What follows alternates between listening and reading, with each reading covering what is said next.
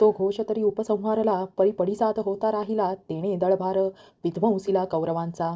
जैसा गजघंटा आणतू सिंहलीला विदारितू तैसे हृदयाते भीतितू कौरवांचिया. तो गाजत जव ऐकती तव उभेची हिये घालती एकमेका ते म्हणती सावध रे सावध. अथ व्यवस्थान दृष्ट्वा धार्तराष्ट्रं कपिध्वजः प्रवृत्ते शस्त्रसंपत्ते धनुरुद्यम्य पांडवः. तेथ बळे प्रौढपुरते महारथी वीर होते तिहे पुनरपी तळाते आवरिले.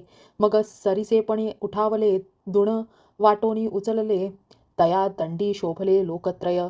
तेथ बाणावरी धनुर्धर वर्षताती निरंतर जैसे प्रळयांत जलधर अनिवारका. ते देखिल्या अर्जुने संतोष घेऊनी मने मग संभ्रमे दिठी सेने घालितसे. तव संग्रमी सज्ज जाहले सकळ कौरव देखिले मग लीला धनुष्य उचलले पांडुकुमारे.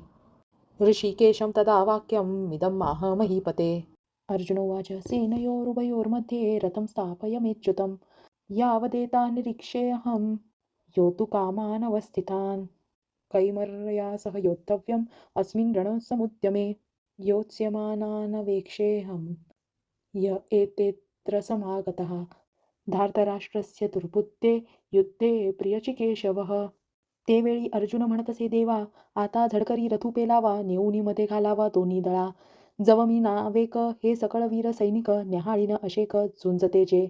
येथ आले असती आघवे परी कवणासवे म्या झुंजावे हे रणी लागे पहावे म्हणून या.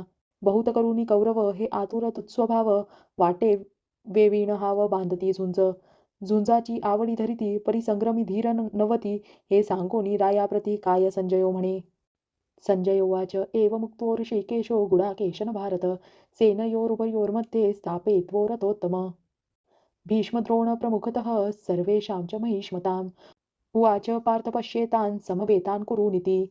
तत्र पश्येत् स्थितान् पार्थः पितॄनथ पितामहान् आचार्य मातुलन् भ्रातुर्पुत्र पौत्र निसखीं तथा श्वशुरान् सुहृदश्चैव सेनयोरुभयोरपि. तान्स्मीक्षस्य कौन्तेय सर्वबन्धून् रवस्थितान् कृपया परव्यावेष्टो विषितन्निमविब्रवीत्. ऐका अर्जुना इतके बोलला तव श्रीकृष्ण रथू पेलला दोन्ही सैन्या माझी केला उभा तेणे. जेथ भीष्मद्रोणाधिक जवळकीचे सन्मुख पृथ्वीपती आणिक बहुता आहाती. तेथ स्थिर करून या रथू अर्जुन असे पाहतू तो दळभर समस्तू संभ्रमेसी.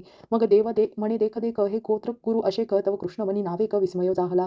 तो आपण म्हणे एथ काही कवण जाणे हे मनी धरिले येणे परी काही आश्चर्य असे. ऐसे पुढील से घात घेतू तो सहजे जाणी हृदयस्तू परी उगा असे निवांतू ते वेळी. तव तेथ पार्थू सकळ पितृ पितामह केवळ गुरुबंधू मातुळ देखता चाहला. रामकृष्ण हरी.